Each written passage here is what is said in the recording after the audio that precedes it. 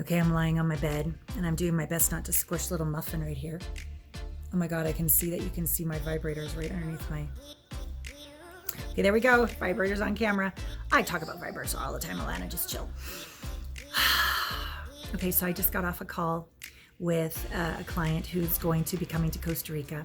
And I'm so inspired by his willingness to risk, show up, be brave. And we were talking about his awkwardness, feeling of he doesn't want to get embarrassed, he doesn't want to seem weird, just starting conversations with people. And he does this thing with his forehead when he starts to get worried about things.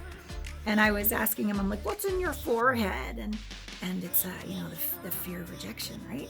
And it's literally lodged in our body. Like literally our bodies change when we don't address, integrate these concerns, these fears, these wounds from the past when we really did get embarrassed or we really were rejected, right? And he's working through it. We are working through it. So he can just flirt with life and talk with anybody that he connects with and be out of his head and in his heart. And it reminds me of this extraordinary interview that we're going to be doing today on Intimate Conversations, Soul Medicine Season 11 with Sam and Drea. Oh my God, they're such an inspiring couple.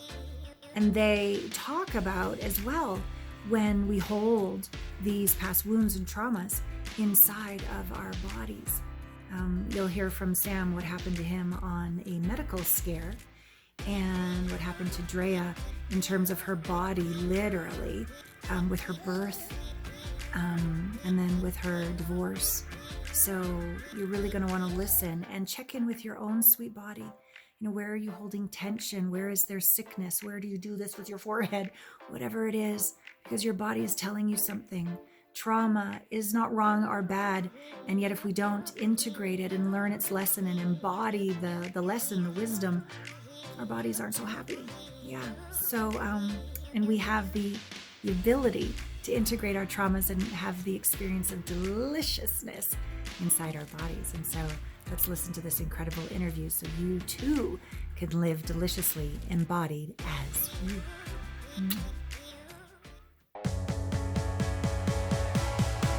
Welcome to Intimate Conversations, Soul Medicine. Intimacy is an inside job. Hey, delicious people. Welcome to another episode of Intimate Conversations, Season 11, Soul Medicine. And as you know, this theme of the month is trauma. You've heard my personal story. You've heard the psychosomatic integration head of education, Saj Razi, and my amazing practitioner, Annie King. That was last week. And this week, two of my favorite people that I've been getting to know. There was a prior podcast, IG Lives. You know them. We love them, Drea and Sam. And we're going to be talking about their own journeys with medical and marital wake-up calls when it came to trauma, and not only their own personal journeys, but their journey as a couple and how they navigated this to become the incredible leaders and conscious couple that I admire and adore. So I'm going to be reading each of your bios super quick, and then let's dive in. So Drea, get this. I love the beginning of her bio. My passion is dream weaving, because you can't spell dream without Drea. But I'm like, that is so great. She is a midwife to your dreams becoming a reality. And she deeply cares about co-creating a new paradigm where everyone has their basic needs met and have the opportunity to heal. And this happens by inspiring others in becoming solution-based and actionable in healing their trauma. And Sam is devoted to guiding men to create capacity in their nervous systems so that they can gracefully step into the next evolution of their masculinity and better receive and hold the totality of their lives. He spent 40 years of his life hoping that people and the external world would save him, kind of like me. But I've been at it for 50. As a very high-level tennis player, playing number one for his college team, when all of that tennis career came to an end, he fell into a deep, shame-fueled abyss of drugs and alcohol, ending in jail 20 times, rehab 6 times, and in 2009, attempting suicide. But he pulled himself out of all of this, pulled himself out of the darkness, found his purpose, and now holds space for men to seek their edges, lean into their edges, transcend their edges into their embodied masculine presence. Group hug. I love you too so much. Ah, you're such an inspiration. First and foremost, how are you? How are you? Doing really well. Thank you. Yeah. Yeah. Thank you so much for having us back. It's always so good to drop in with you. Yeah. And things are very, very good over here. Oh, I'm so pleased. Good, good.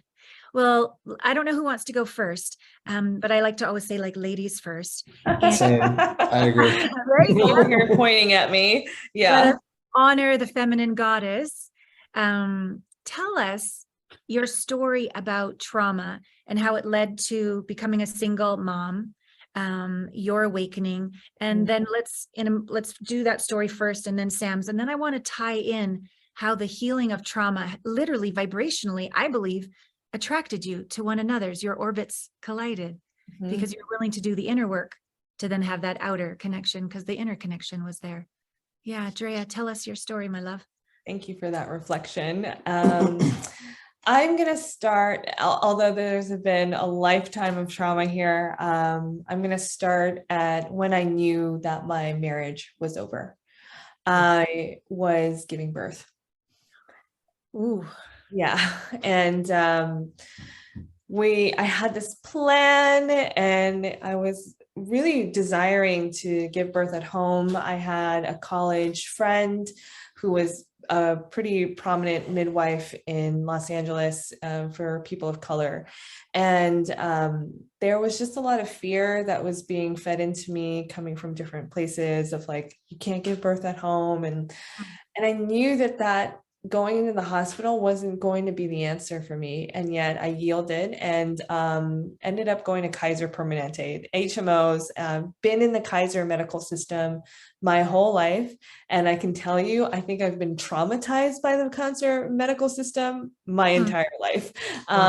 Different things of like how I felt when I was sick as a little kid in the waiting room, trying to see a doctor only to be told that there's nothing they can really do, and really just suffering with like a lot of sick people. And as an empath and highly sensitive person, feeling everybody and everything. Sure. And then when I decided to have children, I had an IUD, made an appointment at Kaiser to get it removed. And for some reason, the appointment time, I just got it wrong, and I was early. So I sat outside knowing fully well that I don't feel very good in hospitals. And they called my name several times and I missed it. And when I finally asked, I was like, hey, what's going on? They're like, oh, we've called your name several times. I was like, I didn't hear it. I'm sorry. Can I please see someone? And I was feeling this like desperation of wanting to get this done because I wanted this baby. Like I knew he was coming. And what happened was they were like, well, the doctor's about to leave. I'm like, it's just a simple pull it out kind of procedure. And I was getting frustrated and I started to cry and get really upset.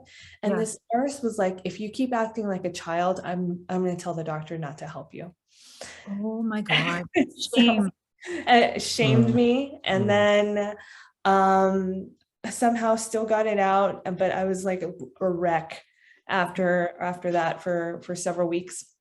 And then come birth time, I had this midwife was now my doula, and we got education on different birthing techniques. And what I didn't do was I ignored the C-section part because I didn't want to call it in. And so when push came to shove, quite literally, I was in a very full delivery or birthing center and not progressing very well, and ended up going from a natural birth to getting the Pitocin, which induces birth, and it was super painful. And it's still not progressing as fast as they'd like me to. And in a lot of pain. And at one point I was just kind of giving up and was like, okay, give me the epidural. Like I'm in so much pain right now. Yeah. And at 5 centimeters, they were like, hey, your amniotic sac is still intact. Do you want me to pop this? And my doula wasn't there at the time. And I was like, well, I'm going to wait. Can you not touch it? 7 centimeters, I'm there. Different practitioner comes in, a nurse and a midwife. She goes to check me and pops it without saying anything. All these alarms and whistles start going off. They start unplugging everything, and then they wheel me off and separate us. And so I'm giving birth by myself in an unwanted procedure with my arms tied down to tables. Like they tied me down, like I was going to hurt them or fight or, and I had to really surrender in that moment to just be like, okay, I have my techniques. I'm going to breathe. We're going to be okay. But I was afraid. I was super scared. I thought I was going to die at one point. And when I look back at that moment, I could see my ex freeze. And in that frozen moment, I knew I didn't feel safe. And he wasn't going to take care of me and hasn't been taking care of me. And so that trauma, I knew it was over. And so from that point, it was just us in survival mode. You have a newborn baby, you're lacking sleep, you're just trying to get by. And then that led to like alcoholism, him getting fired from work. I spent the year at home taking care of my son. And there came a point in 2019 where I was then faced again with that same, like seeing him freeze in a very controlled workshop called Bridge with my mentors, Alexi and Preston. And then I really knew it was over. And after that ended, that 5-day workshop, I was like, I can't do this anymore. Yeah. So first, I just want to say I'm sorry that was your birth experience. When we spoke before, you spoke of a traumatic birth experience. I had no idea what you went through, and I'm so sorry.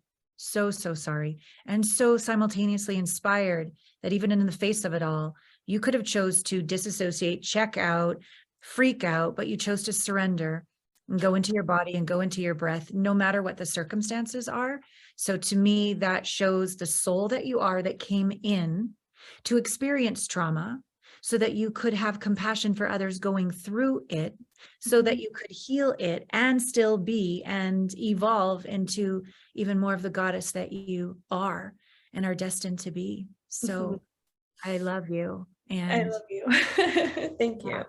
I have not heard it reflected back in that way of that I didn't dissociate, because I think I've convinced myself that I dissociated in that moment.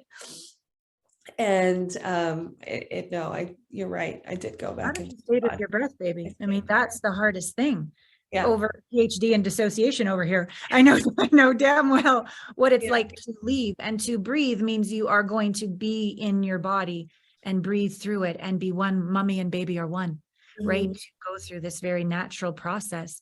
I'm sure with your ancestors, I'm sure with beings of light and all that helped you through that intense experience. A question you said about watching him freeze. I believe with my trauma work that I chose partners who would abuse me because that's what my body knew as a kid. So my brain, pretty smart brain here, but I would never choose like the healthy, safe ones, because the body, that's just the top of the iceberg. The iceberg was choosing what she was familiar with, what my body was familiar with, which was the abuse. So have you tracked back? Oh, that's where I got used to being with men who freeze. Have those pieces come together for you? I think as you're saying this, I see the thread of abandonment. My mom passing away at 2, like at the pinnacle moment of when I needed you most. Yeah, nobody. No Freezing. one. Gone. Wow. And that gets tracked in our central nervous system. How have you resolved that ability to go from mom gone, freeze, gone, death, men freezing when you need them the most, to this one, breathe? I don't think this one freezes much. So how have you resolved that within to literally be able to embody the presence of a man who's not going to go anywhere? That's in you that has attracted him, I believe.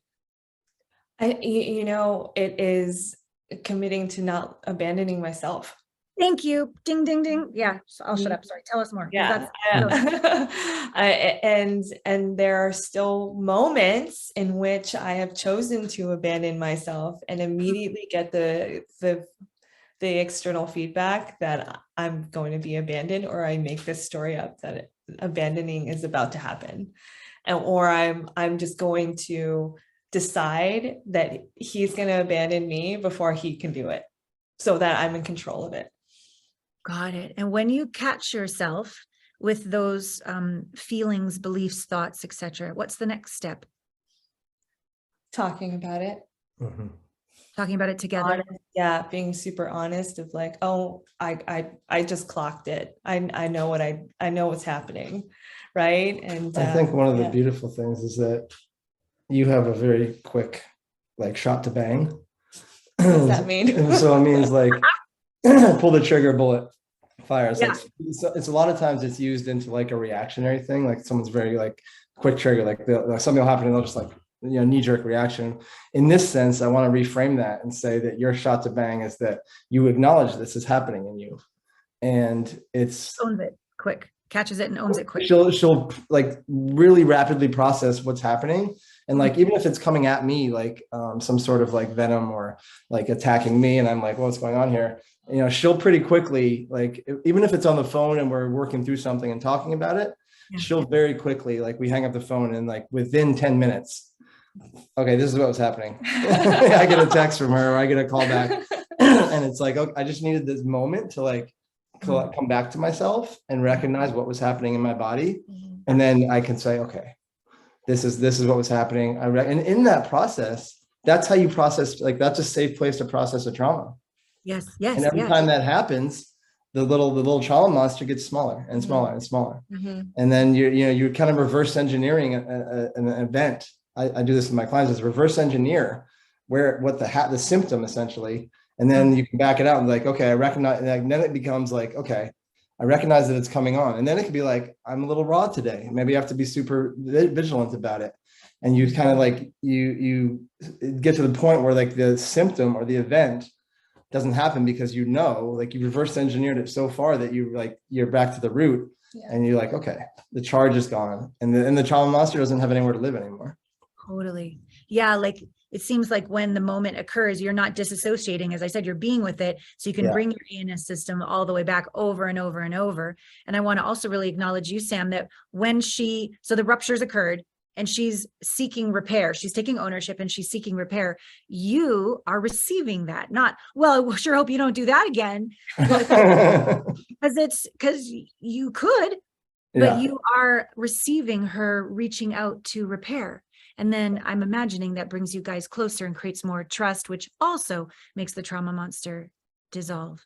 So how did you get to, so maybe start there, finish there, whatever, but back up and tell us your story with the cancer scare and your ability to be with yourself and your ability to receive Drea. Yeah, you touched on that trust thing right there. And I actually just had a download come in today. Please. So I do a lot of work in relationships with trust, like women that have not trusting the masculine. Yes. And these women that I work with, it's, everything starts on the inside, right? Like you don't trust the masculine, something about you don't trust in, like, are you heavy in your masculine, like whatever it may be. But there's also this dynamic of, the internal, external feedback loop of like trusting in a relationship. Like I trust you with my heart. I trust that you're not going to cheat on me. I trust that you're not going to, fly off the handle. There's another level of trust that is, I trust that you have you. Yes. Like I trust that in those moments, like I trust her that like, I don't have to come in and save her. Like I don't feel, and that was a pattern of mine for a very long time. It's like, I don't feel like I need to come in and be the rescue squad because I have yes, I trust her with my heart. And I also trust her that she has her.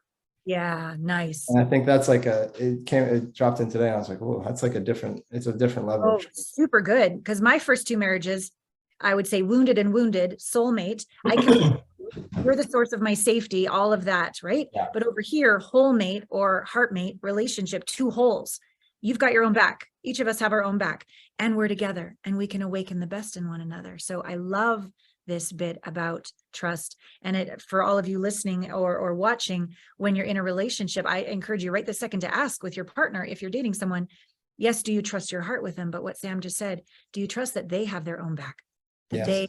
they have their own heart?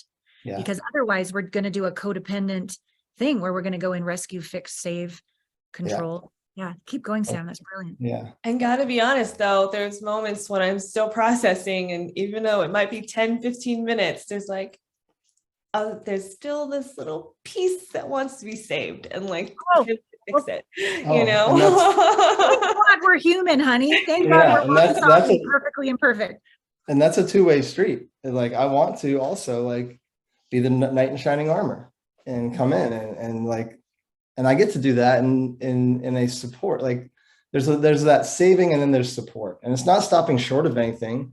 It's just being like, it's the oak tree standing in the storm, not bending. And that's the difference is there. Yeah. And this goes both ways. Like there's times when, and this is perfect segue. So there are times when I want to be saved. Like I'm going through something, I'm like, please just come make it go away. And so this was, you're complete. Yeah. Yeah. Thank you. Yeah. Oh, you two are just so delicious. Right, keep going. Thank you for checking in. Yeah. So saving. I learned at a very young age that in order to get attention, to get love, to survive, that it was going to be somebody else's responsibility. And that was because I had really, really severe asthma, food allergies. I choked on my food like 6 times before the age of 13. And this is like full Heimlich maneuver, like the piece of meat stuck in my throat and I'm, screaming for air as much as I can.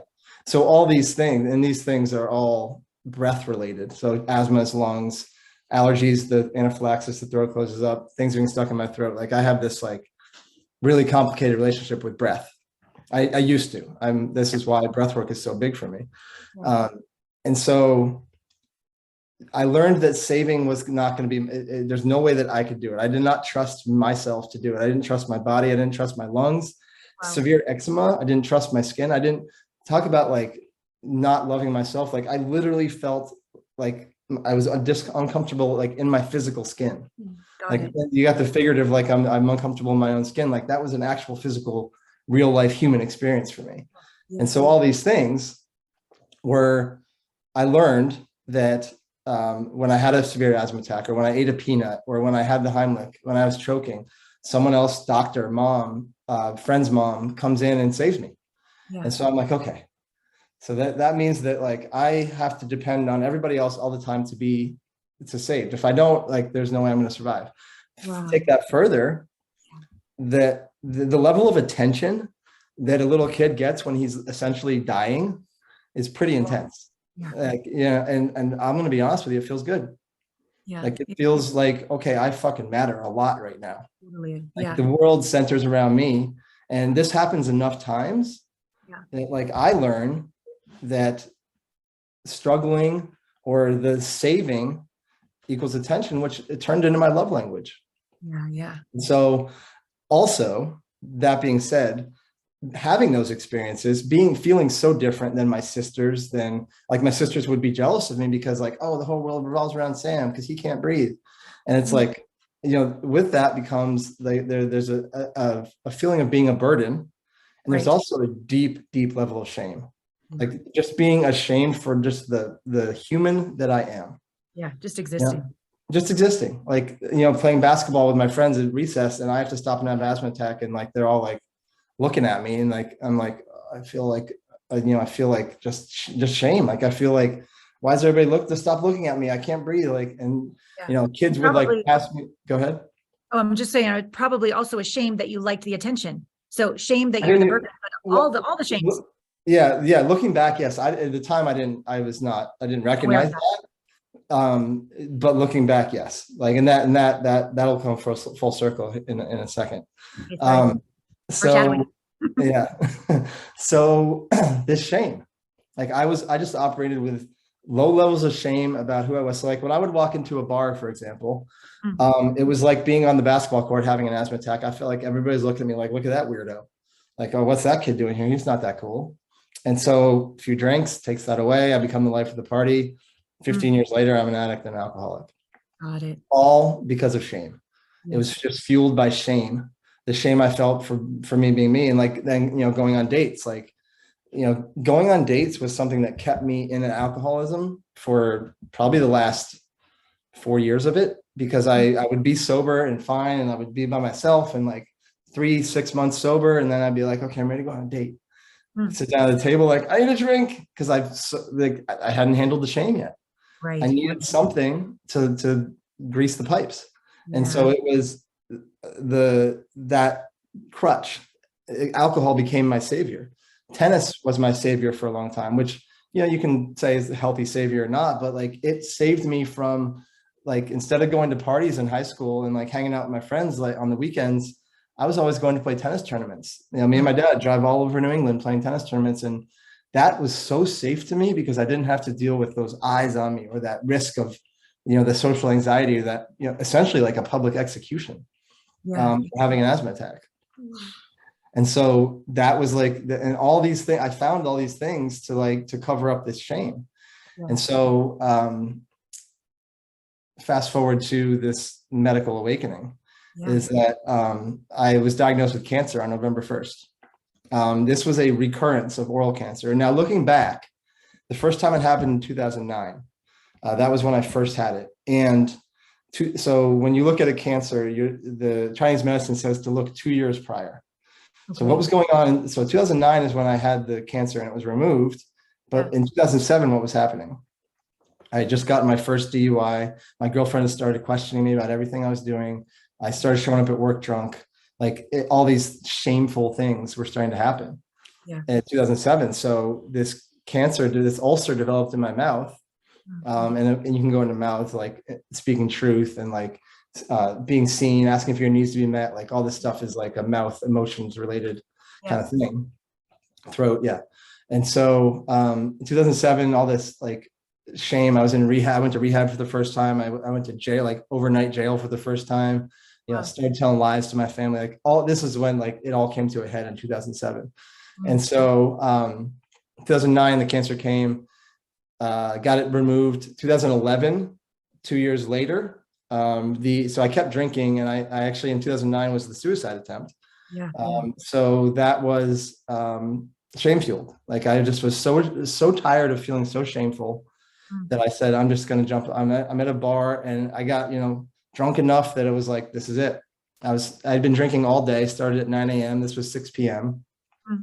And again, like, at the time I didn't know this, is that I learned in ayahuasca, this is what happened, that I was so done from being in jails, being in rehabs, friends telling me I'm a joke because of how drunk I get, like girls, like just being like making scenes, and like being the only one awake at 7 a.m. doing cocaine when everyone else is sleeping, like this whole and then not being able to even handle myself when I'm sober, like not even wanting to go into public or anything, just this massive amounts of inner turmoil.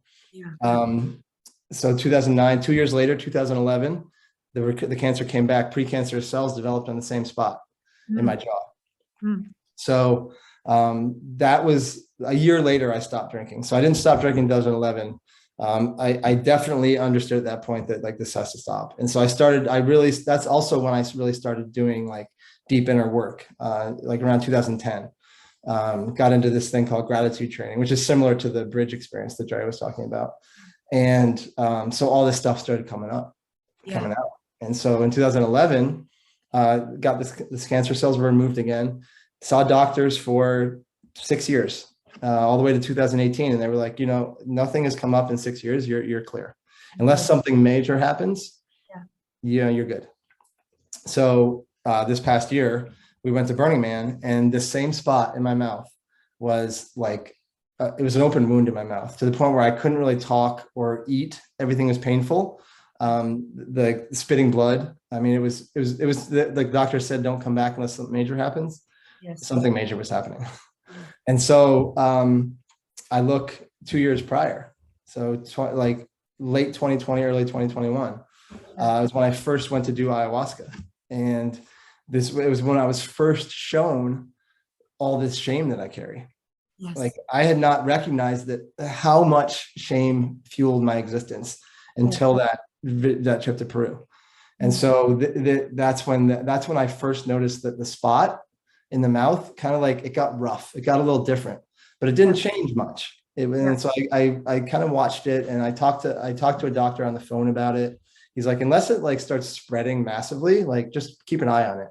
Right. And so finally, a year and a half, 2 years later, it's to the point where it is. And so I go to see the doctor, and they said, yep, this is cancer. Like, you need to go to biopsy and figure out what stage it is, and we can do a treatment plan and all this stuff. And I was like, well, I already know my treatment plan. It's not what you're thinking, Mr. Doctor.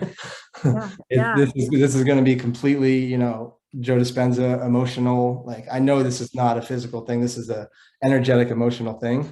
And so one thing I should mention is that when I was first conceived, so like December,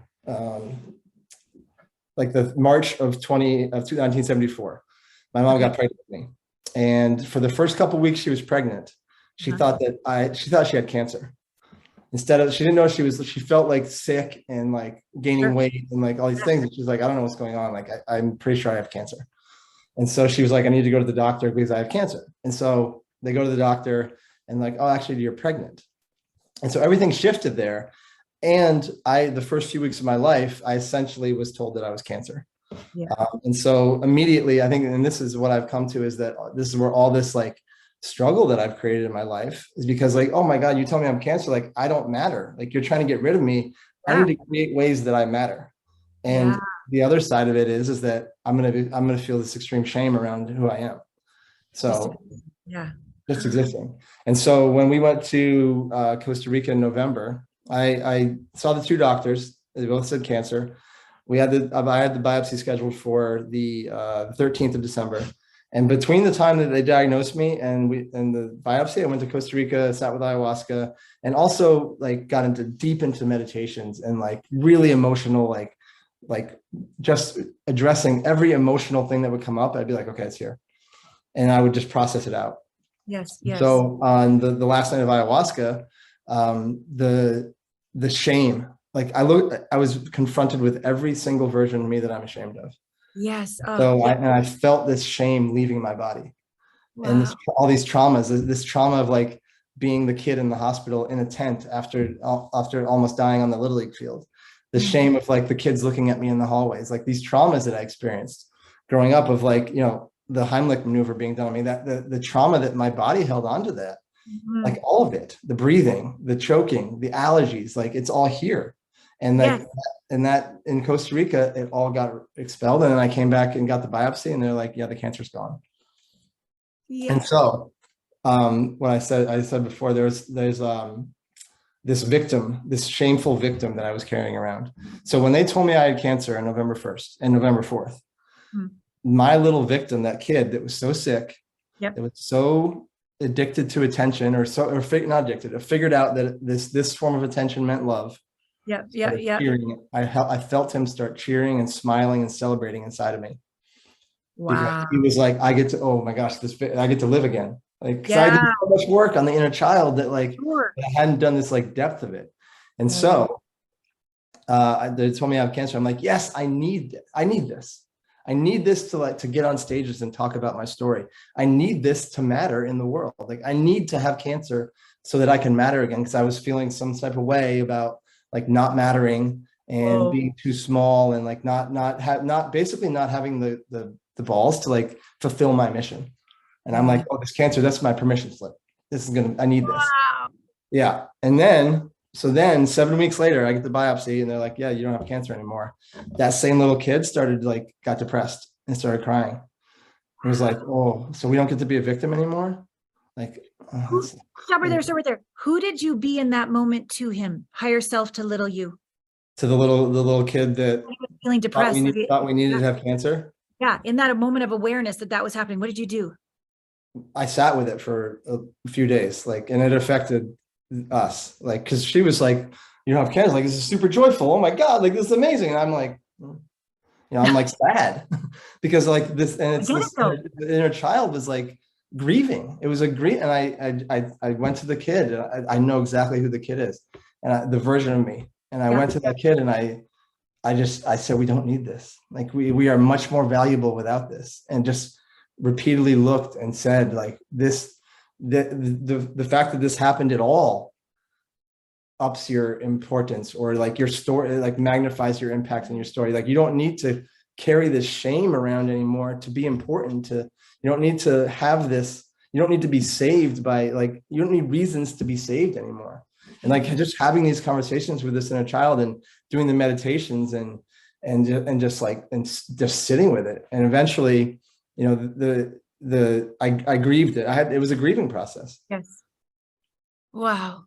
This is so beautiful. The tie-in of slowing down to feel, slowing down to integrate.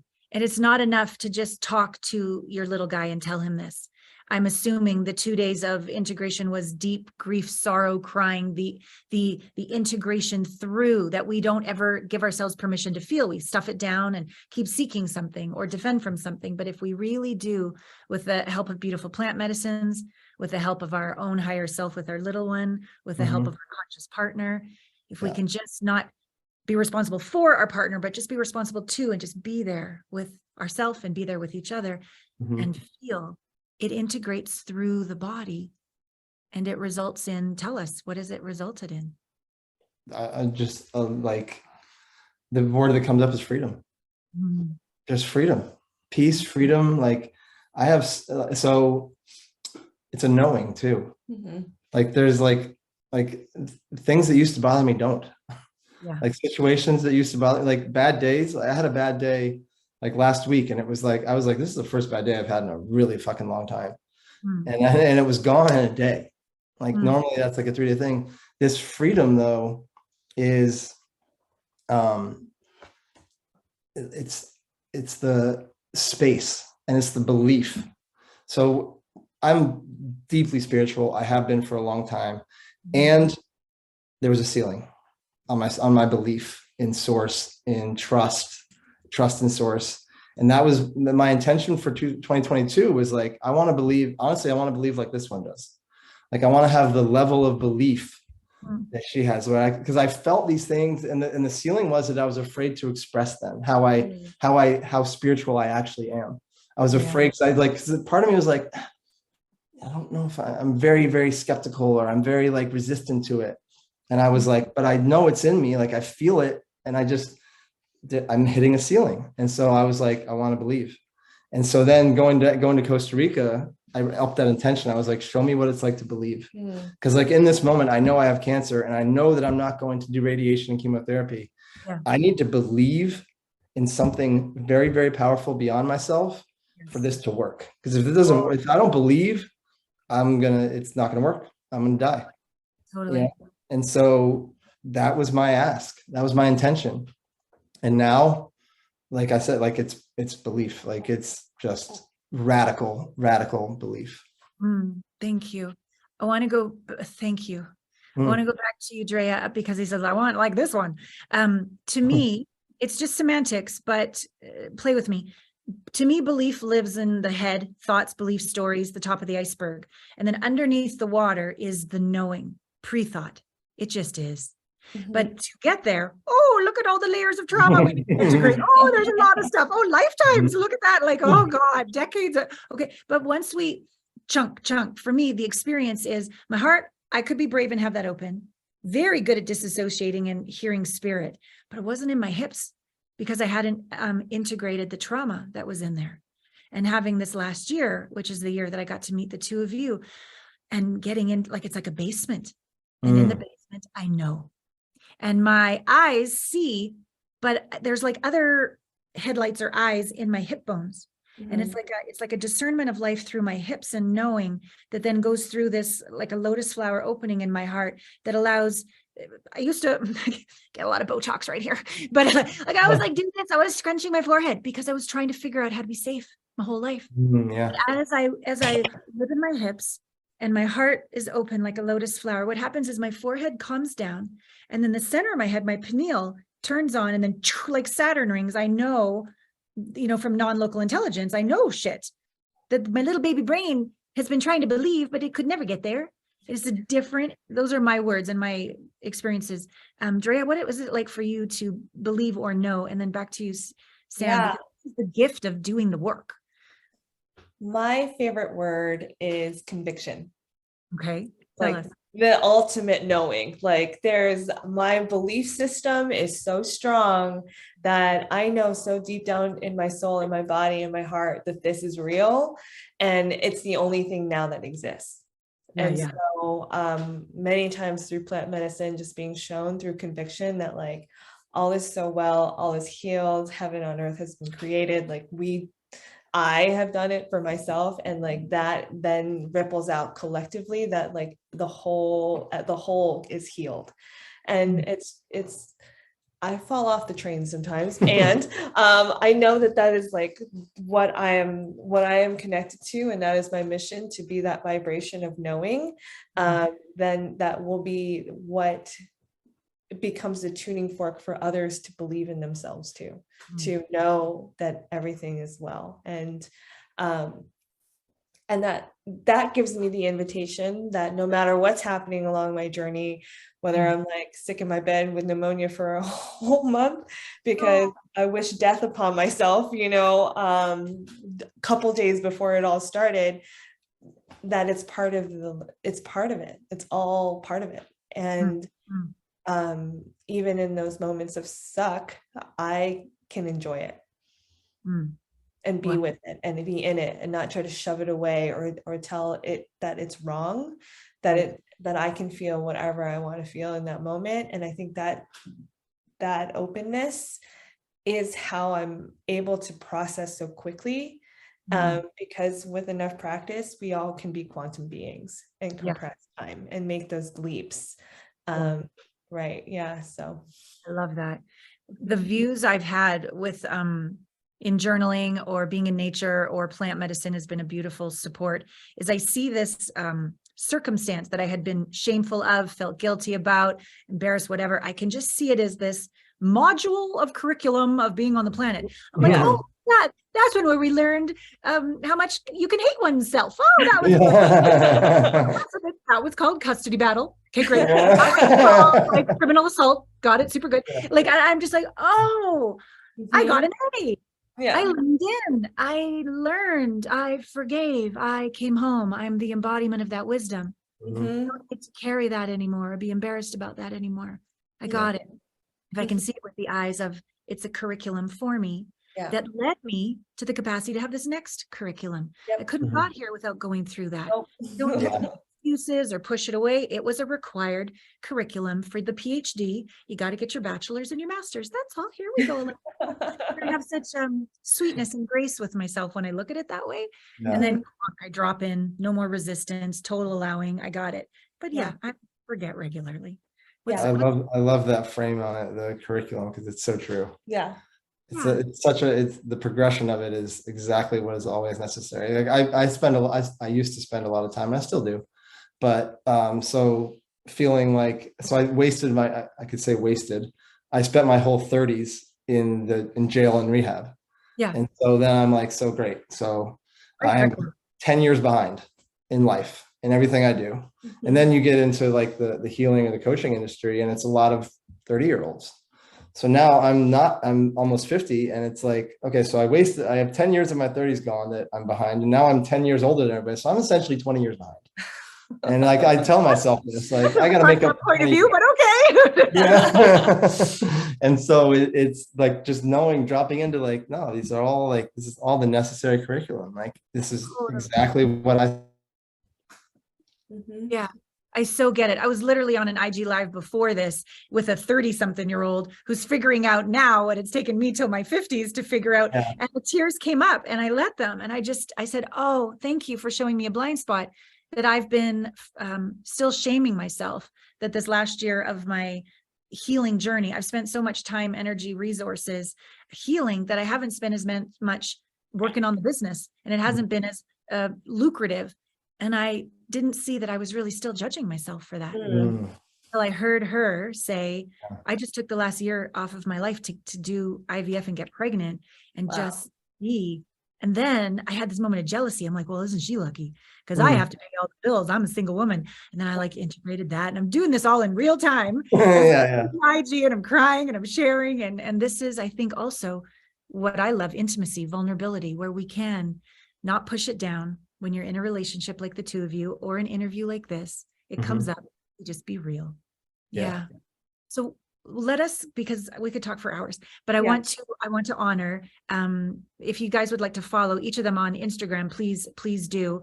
And Sam's site is samgibbsmorris.com and Drea's site is consciousmother.teachable.com. And those will all be in the show notes. Please follow them on Instagram as well. They do incredible workshops and they're like me. They use medicine, but it's not a one and done. It is an integrative process of coaching as well. So that there's lasting change, not momentary relief. But I'd like you to complete, if you would, with going through all this trauma. What's right about it? What's helpful about it? What's the gift in it? Being a couple. What's the gift in it that you can really give to each other? Because you've both gone to the darkness and come through to the light. Go ahead. The first thing that comes up is that I read this years ago and I didn't like push it aside, but I'm like, oh yeah, that sounds right. But what it really is that it's not weaponizing each other's trauma against them. Knowing the depth, knowing the depth, like knowing the depths that she's walked through and not throwing salt in those wounds or saying, oh, but you're like this because of this, and essentially weaponizing her own trauma against her. Knowing it and cultivating the compassion and the knowing of where those hot little pockets of lava lie and navigating around them. And if they come up, if they bubble up, then it's be the oak tree. It's be the grounded presence. It's be there and hold that space. And on the base of it all is like, the knowing of like, I'm not going anywhere. Yeah. Like I'm here and that's it. And like when that is known, and that's a two-way street, like when that is known, like I've said things and shared things with her from like moment one that I've wanted to share with somebody and just never felt like I've had this knowing that like if this is going to work, I need to share like all of me. And because I've never done that. And so like that's the permission that I felt and the safety that I felt in this relationship. Oh, let's just let that sink in for a second. I reflect back that you are all in and not going anywhere for little Sam. Thank you. You are all in and not going anywhere for Drea. And you are not going to shame and hide any of you. And here it's all of me. And that's risky. And it's so brave. Thank you. How beautiful that she receives you. Thank you. Drea, what's it like for you? For me, it is truly being seen for the first time and knowing that no matter what, I am held and I could be really losing my shit and that's okay. Even though I want to run away and hide and maybe just like throw in the towel and be like, it's good, we're fine, it's okay, I'm in control of this, we can end this now, that he's really not going to go anywhere. And if he had not gone through what he has gone through, and if I had not gone through what I have gone through, and it kind of different stories, but same, like, still the same vibration or frequency, has given me this like ultimate feeling of safety for the first time ever. And the way that he can hold in his masculine gives me the freedom as the feminine to do my thing and express myself in the ways that I get to express myself. And how that's unfolded is resulted in like the most beautiful, like successful time of my life ever. Like it's there's so many fruits. It's blossomed in so many ways. And it would not have happened if we could not hold the spaces which in the ways that we could for each other and other people. This is like truly a divine union. Like we get to do this work together and then work on ourselves separately, and then also do the work to create this container that is truly special. Oh, I so adore this. And I so acknowledge you seeing and feeling safe with you and that capacity to then be brave and allow yourself to be seen and surrender into safety with him. It is just, I can just see these figure eights within yourself, figure eights between the two of you, and then just like, and how that awakens all. I'm so inspired, as I've been the very first time I both met you and interviewed you. And as we complete this podcast, I want you to know the inspiration you are for me to keep doing my work. And in one of my journeys, recognizing that I hadn't fully partnered with me. And as I let myself release the shame and hold without judgment all of me, there was like a relaxing into myself. Like I had my own back and I was open to life all at the same time. Yeah. And as a result of our last or this work and all being inspired by you, just last week, someone came back into my life that I dated over a decade ago. Oh, wow. When you're looping in yourself and you can't stop looping in yourself to make the figure eight with another. Yeah. I feel capable of that now. So oh, so good. I love that. Keep you posted. Yes, please do. Please do. Yeah, I will. All right, you delicious viewers and listeners. Holy, there have been nuggets upon nuggets and moments, I'm sure, that have cracked you open. Please take a moment after this is over to drop in and take an action. Follow both of them, check them both out on their sites, all that they do, and also take an action for yourself. Something's been inspired to be kinder, to be braver, to let something go, to step into something. So allow any of us to support you in this, because this is why we show up, because we're all in this together. We are better together. And we love you from the bottom of our heart. Thank you for being with us for Intimate Conversations, Soul Medicine. Thank you. See you next week on Intimate Conversations. Get out there and make love to life. You know, it was only at the end of the interview that I realized that I never even talked to them about psychedelics. And they do a lot of breath work, but they also do psychedelics when they work with people. And they also agree with me that just psychedelics alone isn't like an opening, but you still have to do the work to integrate into your body, into your central nervous system, into your life, and the new ways of being and the new decisions we can make with the support of beautiful plant medicine. I think my favorite part of the interview was, what did Sam say to Drea?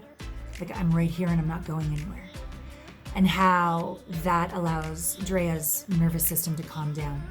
And that there's no way that Sam could be that for her, in my opinion, if he's not that for himself, to his little Sam inside. You know, hey, little guy, I'm not going anywhere.